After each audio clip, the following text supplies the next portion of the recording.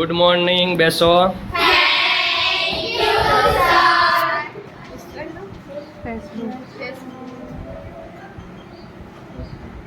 હું જેમ મારા વિડીયોની શરૂઆત તો એમ જ કરીશ. નમસ્કાર મિત્રો, આજના વિડીયોમાં તમારું સ્વાગત છે. આજે હું પ્રાથમિક શાળા જ્યાં હું નોકરી કરું ત્યાંથી વિડીયો ઉતારી રહ્યો છું.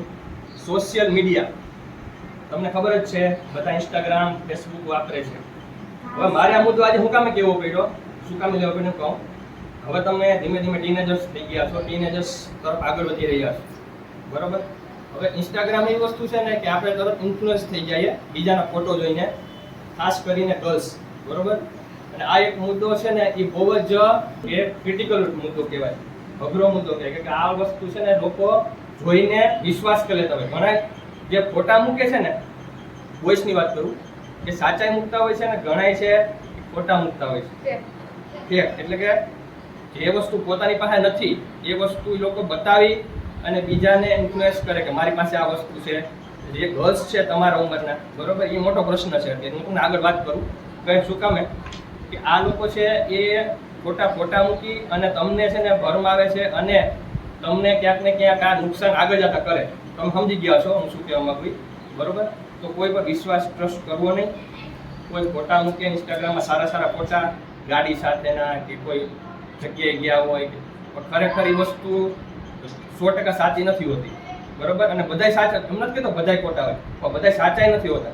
એટલે આપણે તમારે કોઈ ઉપર એવો ટ્રસ્ટ કરવો નહીં ભવિષ્યમાં. કોઈની ઇન્સ્ટાગ્રામ પોસ્ટ કે કોઈ પણ જગ્યાએ ફેસબુકમાં કોઈ પણ સોશિયલ મીડિયા સાઇટ ઉપર જોઈને, બરોબર. હવે આનું એક ઉદાહરણ આપું. મારો માસીનો છોકરો છે, માસિયાર ભાઈ, એ જુનાગઢ પોલીસમાં છે. અમે હમણાં થોડાક ટાઈમ પહેલાં ભેગા થયા હતા, ત્યાં જ ચર્ચા થતી હતી. એને આવા કેસ વધારે આવે. અમારી ઉંમરના છોકરા છે ને, છોકરીઓ ગર્લ્સ અને 9માં 10માં ભણવાવાળી ગર્લ્સ, એ લોકો ઘરેથી નીકળી જાય છે કીધા વગર કોઈ ભેગા. તો આ વસ્તુ ન બનવી જોઈએ. તમારા માતા પિતા તમારા પહેલાં, સૌથી પહેલાં એને દગો દઈને તમારે ક્યાંય જવાનું નહીં, બરોબર. માતાને બધી વાત કરવાની. આવી વસ્તુ છે. તમે પછી એકવાર એવું થયું એક છોકરી છે ગઈ હતી, બરોબર, કોક ભેગી, અને ત્યાં ગયા અને જ્યારે એના હકીકતની ખબર પડી ને કે જે છોકરો હતો ને ખરેખર જે ઇન્સ્ટાગ્રામમાં જે ફોટા મૂકતા હતા ને એ ફેક હતો. ગાડીઓ અને જે ફોટા મૂકે એ બધા બીજાના, ગાડી ભાડે લીધી હતી. એટલે આ વસ્તુ જ્યારે છોકરીને ખબર પડી ને તો એ બહુ રેડી હતી.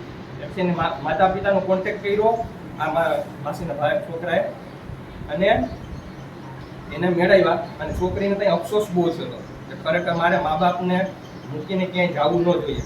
અને માતા પિતાનો બધી વિશ્વાસ તોડવાનો નહીં. અને તમારે તમારું ભવિષ્ય જોવાનું, તમારા પરિવારનું ભવિષ્ય જોવાનું. અને આવી પોસ્ટ આનાથી બધાથી દૂર રહેવાનું. આપણી ઉંમર છે ભણવાની છે.